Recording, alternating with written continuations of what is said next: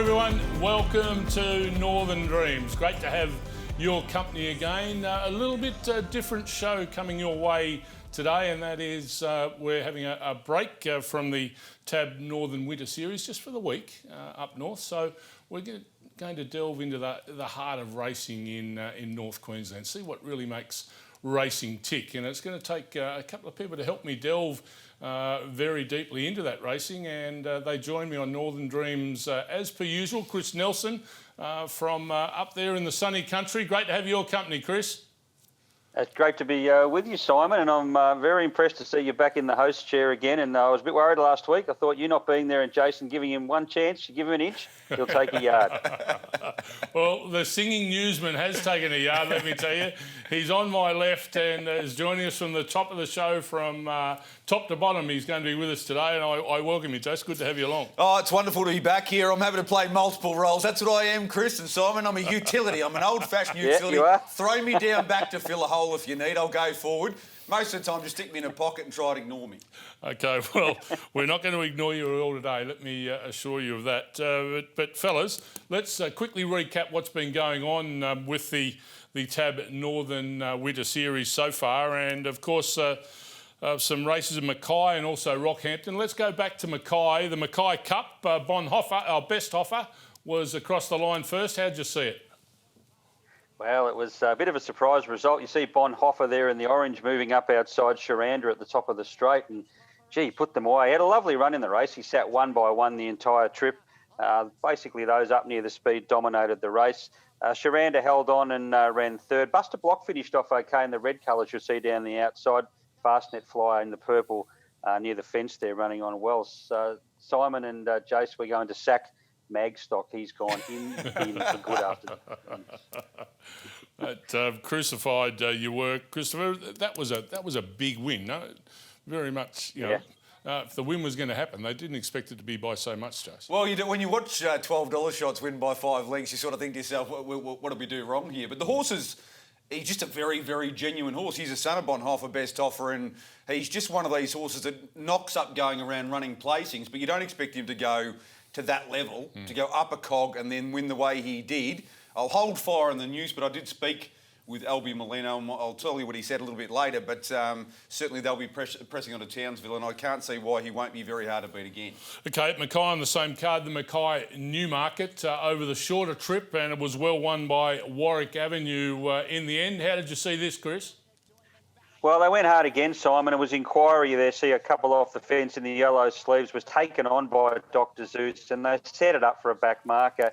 And Warwick Avenue, back near the fence there in the pink and white colours, and Drum Beach Choice in the blue on the outside. Now, Warwick Avenue was the one that saved the ground on the turn. It was a great ride from Justin Stanley. Burst through, and you'll see Drum Beach Choice charging to the line here late. But those leaders, I know I was happy to tip Inquiry as the best bet of the day, but you after about 500 metres when he was getting absolutely fried in front that he was going to be a sitting shot in the straight. So they did set it up there, but it was a very exciting race. It was interesting, Jace, the winner, when the horse even came up on the inside in the red and the yellow colours, just seemed to, in the blinkers, the winner seemed to spur it on again and find that extra to get over the line. I needed that, but this was, Chris has already outlined it, this was a classic case of a ride winning a race. It was just a phenomenal ride, saved all the ground, threaded the eye of the needle. Drum Beach Choice has just gone out of this world, but Justin Stanley, I believe it was, just stole the show by being able to carve through and save all that ground. So that was a $30 winner that, when $12 winners win by 5 lengths, that's one thing, but you can sort of understand it more when the ride was so brilliant. No, it certainly was. Look, a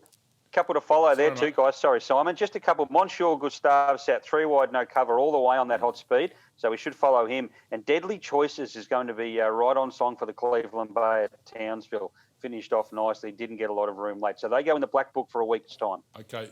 Both up at Townsville? Yeah, well, Deadly Choices definitely will be. Monsieur Gustave, I'm not sure if he'll turn up or not, but he should. OK. Hopefully. The winner of the Mackay Guineas, it definitely showed up. And I'm not even going to have a go. Oh, well, I will have a go at it. Panguya. How'd I go? Well, Panguya, according to Russell Leonard, and I'll go with him. Panguya at the back of the field again. Thanks for your support, Chris.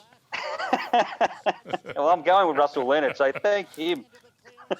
Panguya comes through between them here. You've seen the black and the yellow, the good old Richmond colours, coming through and gets away from them late. It was a very good ride. Once again, you had that rider there, Scotty Sheargold, save ground, whereas the other ones coming down the outside had to make, such as that horse coming from the back of the field there, which was... Palladium, he went too wide on the home term, whereas Hey Pal came wide and he didn't get the clearest part. That was the one I was alluding to there. So Panguya and Hey Pal, I think I've just murdered the name there myself. They're the two to keep following going forward. But yeah, once again, the ride won the race. That'll teach you for throwing me under the bus early doors, won't it? So, how'd you see it, Jace? Oh, it's just a fantastic win. And you know what? I'm going to call him Panguya. And whoever watches Northern Dreams, please make comments on the video and tell us which one of us got it right or which one you think did. But I'll go with Panguya. He's just been winning races. And winning form's good form. I know Chris mentioned him in the preview as a big winning... He just turned it around. His first couple of starts at Cairns, he didn't look like any superstar in the making, but he just seems to be one of those horses. Dare I say it, we'll be talking with a very heavy hitter later that had a horse called Tyzone. I'm not saying Panguya was the next Tyzone, but when you start stringing win after win after win together... then you know you've got a pretty good horse in your hands. Okay, pretty good horse in Absolute Art. He took out the Rockhampton Cup a little further back. But this was a good effort from Absolute Artie, Chris. Yeah, it was. And he's just a real break-your-heart type. Likes to go to the front, run them along, and that's exactly what he did here. Look, he ran some pretty strong sectionals. They had their chance to run him down. They couldn't do so. They all chased hard late. We're going back, obviously, so we'll see Magstock finish off here. Interestingly, this Rockhampton form, it just didn't stack up at Mackay. I thought it would be the strongest form going into that meeting, but it wasn't. We had a meeting at Mackay a week or so earlier, and that proved to be stronger form. So, interesting. Well, Barashiel, there you see getting home strongly as well. He actually ran third at Doomben last Saturday, and that's the only form so far that stood up in that race. And Dr. Zeus in the Newmarket, again, impressive on the day. Yeah, he had a good run. He had the box seat just behind them. Once again, Inquiry was taken on in front, and he was given, he was basically no chance once they hit the straight. But yeah, Dr. Zeus, he just parked behind them, hit the go button there at about the 350-metre mark, and he won the race nice and clear. But as you see many, many times, the right run in the race generally lands the prize, doesn't it? Yeah, the ride's the key in a lot of these races, Jace. Oh, there's no doubt about it. And for some reason, they've thought that there was a prize in both these new markets so far, up in North Queensland for being in front after 600 metres. So hopefully it continues because we love that type of racing. Okay, Chris, Jace, how'd you see the Rockhampton Guineas with Spindle? Well, Spindle won well. Spindle didn't fire, though, in the Mackay Guineas, unfortunately. As you said, well, that form just didn't stand up. Side Hustle, look, his run was okay at Mackay because he was caught a little wide, but Spindle, I thought, had every possible chance there. Look, we have to forgive them a run or two, and we will here because he looked pretty good winning on this occasion. So, yeah, every possible chance, but, yeah, as I said, going back 2 weeks earlier, he looked like a world beater, but it just didn't produce that at Mackay. So we'll see where he goes next. He might show up at Townsville in a week and a half or so. Interesting that. You would have thought, as impressive as Spindle was on the day, that form would hold just because, ears pricked, looked like you did it pretty easy. Well, I mean, you would, wouldn't you? Right throughout this series, you'd think if you follow that form into the next major race meeting and it's probably going to work out. The only thing I will say is Townsville's probably, Chris would know a lot more than me, but Townsville's a lot more like Rockhampton. So there is a chance maybe that the Rockhampton form will stand up better at Townsville than the Mackay form will, but that's up. Like, Chris has got to work that out. That's not my job. That's Chris's job. Yeah, definitely the case, Jace. Mackay is a much smaller, tight-turning track than Townsville or Rocky. So not quite as big as Rocky is Townsville, but probably closer to it than Mackay is. So good point there. And Jace, Simon, just by the way, Best Offer had form through Shizozo too. I'm not sure if you know that. No. Yes, I did, but thank you for reminding me. Nice to know that. What was that horse we followed last year that... Cool Chap. Oh, it's not still going around, Cool Chap, is it? It's still going around. He's still with Robert Heathcote, and I think it's just gone for a spell. Okay, and I hope it spells long and hard. Be the best thing for it, I reckon. The old Cool Chap never liked winning, did it? The chap, but so be it. Hasn't won since either. No. Well, that's brings to a conclusion our racing review. As I said earlier, we're getting to the harder racing here in Queensland. The Northern, the North Winter Series having a little bit of a break. We're not. Yeah, great to have Tom Headley joining us now with the Cairns Carnival not too far away. He's a man that knows everything about the Cairns Jockey Club and also owns a few successful horses, and it's our pleasure to welcome Tom to Northern Dreams today. Tom, welcome. You've had a hell of a 12 months, really. The horses have been going very well for you. Yeah, you're right there, Tom. We've had a great 12 months. We're in the Group 1 Stradbroke and won every premiership up here in Cairns and Townsville, and the horses are sort of racing well and winning well. Yeah, it was a good time. You might get banned. You might have to ban yourself, Tom. No, I put a lot into it, so it's good to get a bit back, you know. It's true. Lot into it. You've been having a good day today too, Tom. Yeah, I've won a couple and just got beat there in that one, but we'll win another couple more. So, you know, my best bet of the day's yet to come. So hopefully that'll Which one's that? Done. Okay. Yeah, right. So I think I can win that one. Yeah. Very cheeky, Chris. Looking for winners. Looking for winners while we're trying to conduct an interview here, Simon. He's just going. Now he's going straight to the laptop. We should never miss an opportunity. We should discuss Tie Zone a little bit more, Tom. Chris and I were on from the start. Used to preview this horse when it was going around and just knocking up wins early in his career. You've been in the game for 40 years, and I think I read an article last year saying you never thought you'd have a Stradbroke runner, let alone a winner. Yeah, spot on. Yeah, what a great effort from that little horse, you know. Just amazing effort, like working into it, and that is just in the way it finished. It just gives me goosebumps every time I look at it. Fantastic. Yeah, he was going so well, Tom. We're looking at it again, Tom, and you can see why the goosebumps came. It was fantastic. Just kept coming and coming and coming, and never gave up at any stage. No, unbelievable in it. You know, oh man, that's exciting. I never thought he was going to win it anywhere until it hit the post. So I didn't have my hopes up until I hit the post. And wow, that was exciting. Robbie Fradd said he had it won at the 600, Tom. Yeah, well, when he rode in the start before, he was pretty confident. He said, oh man, it was a great interview after the race. I couldn't believe it. I still saved it. I'll save it forever. And he had it won 2 weeks before the race, would you believe? So no matter what barrier draws, so the barrier guides give us the outside just to make it a little bit more challenging, and there we are. Yeah, fantastic, just fantastic. That little horse has just sort of taken us to another level in racing, and you know, something I'll never forget, and I'll never be competed again. You know. Tom, you've had success in racing. Had so much success in racing, yet the hometown cup's not too far away. Does that still give you a buzz, getting so close to it? Certainly. I've always said I'd like to be the king of my little own castle in the north. So that's why I haven't travelled down south with my horse. I like to sort of race up here locally and be competitive, you know, in the local area. And it's good.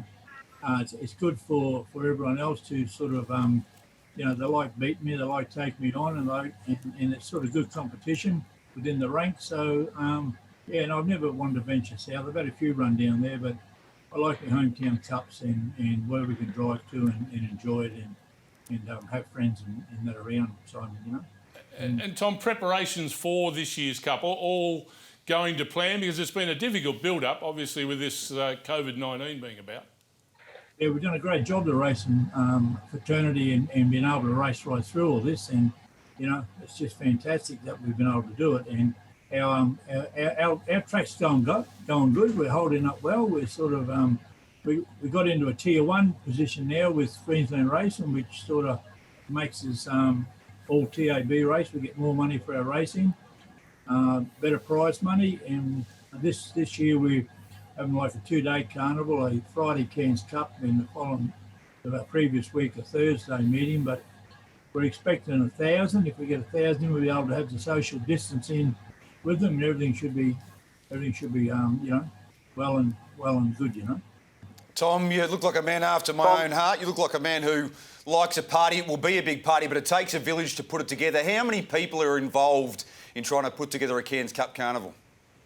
Oh, we got a good CEO, and he's offside of there, Johnny Cameron and Ushani. They sort of you know, wear it on their sleeve all the time. They work hard. We got a good working committee where everyone's sort of chipping in, helping, doing things. Got a good track creator, so it's a good little team of probably, you know, 10, 12 people that make it happen. But John's good. He's got good energy. and good passion. So he's really good to work with and really good to have around. Tom, obviously last year was very special, claiming the Northern Crowns bonus with the Harrovian. Tell us about that. Well, it was. I never thought, I never underestimated the horse, but to think that the horse could sort of run through and win like three cups, I mean, that's pretty big time for any horse to do. And over 2,000 metres, and after he sort of before the Cairns Cup, he had a bit amateur cup. He had a setback after the Cairns Cup, and that was a bit nerve-wracking. Think we were going to get him there, but the boys, the Massingham boys that look after him and the stable done a good job. He come out. That was probably only 2 weeks' work into him. So it was enormous. Yeah, just unbelievable. To win them cups is sort of something I always look it up and just see it on the screen. Big win. Yeah, Tom, Where's he at? hasn't all been smooth sailing since then for him? No, it hasn't. But we're back on track now, and hopefully, we can get a weight for age. I don't know. Racing Queensland put a weight for age race on the Cairns Newmarket, and it'll sort of suit a horse like him with a set weight and 1,400 metres first up. I think it'll be very competitive. Looking forward to it. Well, you should be looking forward to it. The stable have had, you've had a great 12 months. Your horses have had a great 12 months, and it's looking bright and breezy for you for Cairns a bit later in the month. I won the Macau Cup last Friday. That was sort of one I've never won, so that's a good one to have on the shelf also. So, yeah, and heading to the Townsville Cup next Friday. You'd have to give the horse a bit of a chance on his winning the Macau Cup, being his home track, and that. So, looking forward to it. I've got another horse that run second last year in the both cups. He sort of had a couple of runs back. He ran not a bad race last week in Cairns, so he's heading down there too to sort of he'll be competitive. He's a front running horse, a bit of one pace horse, but he'll be competitive. So got a couple of nice chances. Tom, before we let you go, you alluded to it a little earlier about the racing being able to continue and how much joy that sport to a lot of people. Up your way, what is the real crux, the real heart of racing up there? Does it have that real community support that puts a smile on people's faces during hard times? Well, when you go to a lot of these meetings, which we do, and the people that turn up to the Cairns Jockey Club race meetings and support it in patrons and that, meeting in, meeting out, it's just really great to see. You can turn up there like last Thursday, and our members area was full up. We sort of, we're over full actually. We had to sort of pull a few out of there. So people want to come to Cairns racing and support it, and it's been really successful. And we're probably one of the better regional clubs when you go through Rockhampton, Mackay, Townsville for patrons. Cairns outshines them all the time. Well, keep outshining because it's a fantastic carnival up there up north. It's a pleasure that we can showcase it that little bit for you, Tom. And you keep good health, and let's hope your horses keep good health as well, and great success on the track for you. Yeah, thank you. You're doing a good job, your team too. Thank you very much for highlighting our local racing. Thanks very much. Good on you. Tom Headley joining us there. Good on you, Tom. Good luck. He's had, and some great racing coming your way from Cairns in a few weeks' time with the Cairns Cup Carnival. We'll be back with more Northern Dreams in just a moment. Welcome back to Northern Dreams. Time now to catch up on all the news from up north and our singing news hound, Jason Bonington. We won't do this with any specific melody in mind, but I caught up with a few of the key combatants, particularly from last Friday's Macau meeting. Spoke to Albie Molino, as I alluded to earlier, with Best Offer. Now, the story here was last year he expected to win the Macau Cup and then go and win the Townsville Cup. Unfortunately, ran a cracking race for fifth, but did a fetlock in the Macau Cup, so had to put those plans on ice. Has come back here for revenge. It's been a good start. Absolutely obliterating, disemboweling its rivals at Macau, and he's going to head to Townsville with a great deal of confidence that Best Offer can do the double. And really, it's hard to disagree the way that he won. It was an absolutely dominant performance, and you think he'd only be better for that, and he'd be better suited to Townsville, Albie believes. So that's the news from his camp. John Manselman, when Chris and I interviewed him last week here on Northern Dreams for the TAB Northern Winter Series, he cut a forlorn figure. Bad barriers. He was angry. His soul was hurting, and we don't know what's going to happen at Townsville. But in between, both Drumbeach Choice and Sharanda are going to go to Doomben on this Saturday, and John believes they can win there as well. Thinks it might even be easy racing. It's very competitive racing up in North Queensland during this carnival, so you're in a sort of unusual position where you can duck back to the city, and it's an easier environment, guys. So a big opportunity there. Drumbeach Choice was massive in the Newmarket, goes to the Cleveland Bay, and Sharanda goes to the Cup. One of the things Chris and I were talking about last year is the amount of miles these horses travel. Oh, you know, to go to the races. You know, saying, well, okay, we're partially up north, and then we'll duck down to Brisbane for a race. Well, it's like having a run almost, isn't it? like travelling that distance. The only other constituent or combatant that I caught up with was Trevor Rowe, and I love these conversations. Southern Swing, I just isolated that run out of the Guineas. I thought it was an absolute pot boiler. Coming home from well back on Macau, where you're not usually suited, trying to come from well back. And Trevor was like, it was a $34 chance. And he was like, yeah, well, I would have been disappointed if we didn't run top 3 or 4. I thought it was just a passable performance. So he'll also go to Townsville and I think be very, very competitive. And you'll probably get a price again, even though it was an eye-catching performance. He finished 4th. SP Profile says he's not going to go from $34 to $4.50. So could be an opportunity there with Southern Swing, and clearly, despite the price, Trevor is very, very happy with the horse. No, that's very good news. And Townsville coming up next week is going to be a wonderful meeting at Townsville. So we'll look forward to showcasing and telling you a lot more about Townsville next week. We'll get onto that, of course. Nearly time for us to wrap things up. Before we go, guys, we've had a bit of a theme today about the heart of racing, what makes racing tick. Jace, if I can go to you first and then come to you, Chris. What in your mind is what makes racing what it is? Look, there is so much that makes racing what it is to so many people. I can only speak from a personal perspective. I think it's the horse, end of. Great human stories, but media personalities like ourselves swagger in and try and throw ourselves into the narrative, and everyone wants to get a piece of the action. But when you fall in love with racing, I fell in love with racing when I was 4 or 5, and it was the horse. It was Bone Crusher and Vo Rogan, At Talak, and the great horses. Oh. Great horses are the horses that brought me to the game. And then afterwards, you get a little bit older, you get to go to the races and you get the experience and the crowd and the atmosphere. But without the horse, it's nothing. Mm. Chris? I think it's the grassroots players, Simon. I think it's those strappers and stable hands and trainers, etc., that get up at 3 o'clock in the morning, out in the middle of nowhere in the freezing cold or whatever the weather conditions may be, and they care for their horse. Their number one priority is their horse, and to see it every time I visit any stables or anything like that. They can be up till midnight with night meetings and getting back in the float and driving back to the stables and then making sure the horse is comfortable before they themselves then jump in the car and go home. They put in some massive hours and they do an outstanding job.